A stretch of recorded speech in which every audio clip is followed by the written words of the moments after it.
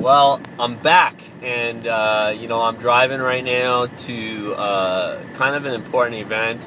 This is the second series of my videos, and I hope you're all keeping progress on where I'm going and what I'm doing. But essentially, today is actually a court date because in my last video I stated that I had to go attend an emergency event where a tenant was moving from one unit to another unlawfully.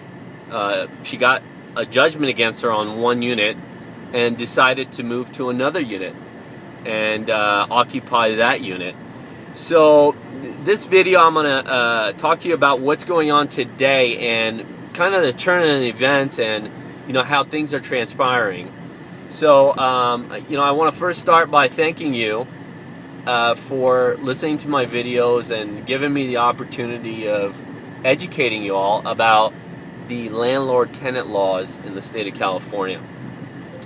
So with that, I'm going to get right into it. After the turn of events last time, the tenant, hostily went into the unit number 3 is what I'm going to refer to it, and she moved into unit number 3.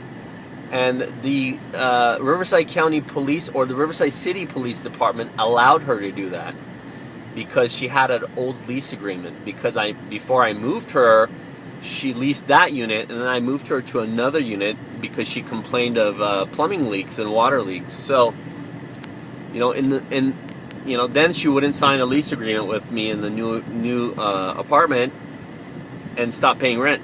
So I had to evict her and won a judgment against her, and so that was awesome. So now today we have a court date, June 16th, 2014. I'm headed into the County of Riverside eviction court. And so what's going to be really awesome about this is because I'm going to document this whole event, and I'm going to actually take my video camera in and videotape the court.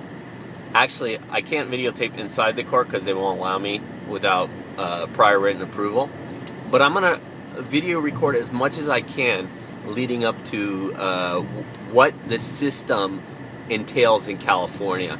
So that if you are a real estate investor, understand what you're dealing with when you get into real estate investments in the state of California.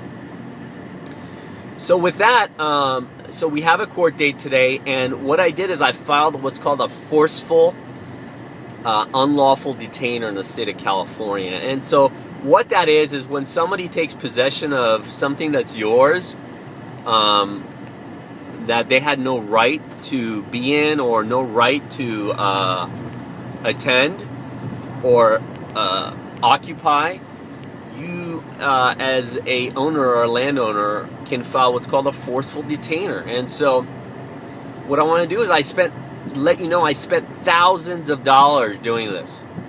Thousands, literally.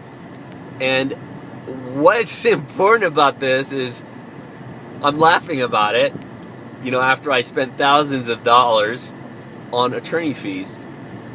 But what's really the key about this is how many people am I going to be able to help by making this video? How many of you are not going to make the same mistake of being a landlord without deploying a sophisticated software system? Because if you are a landlord in California and you go through what I went through, you will not make it, because I had high level technical software at my disposal. So for instance, I was able to document that the unit was empty and date it and bring it into court and show the court that this lady is lying, that she never occupied, she was never in possession of the unit. Now, what if you as a landlord don't have the capabilities to document this? How are you going to prove to the court that you had a possession of the unit before she started hostilely occupying it? Well, the problem is it's very difficult without the support of a sophisticated software system in this to manage properties in the state of California. So, without, going on a tangent on this, I just want to, continue on and discuss the turn of events here. So I've documented, and not only that, I have documented text with this lady that she actually was attempting to call the police and stated that, she had possession of the unit. I brought those to court today. So I have significant evidence. Now my attorney is fully prepared to try this case, and we're going to go to trial. Oh, by the way, the first time she was represented by the nonprofit attorneys in the state of California that represent tenants. This time they refused to represent her. So the attorneys said, no, we're not going to represent you anymore because you violated, again, I don't want to put words in their mouth, but essentially she went against their word.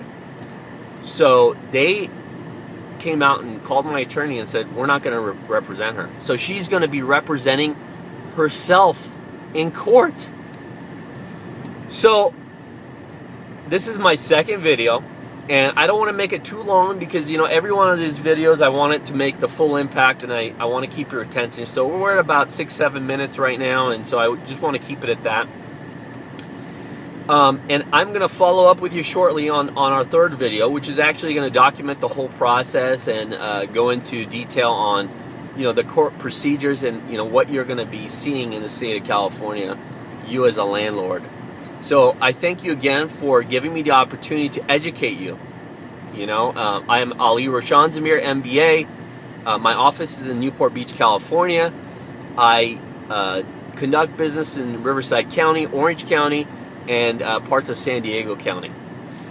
So thank you very much, and I look forward to having you again. Bye-bye.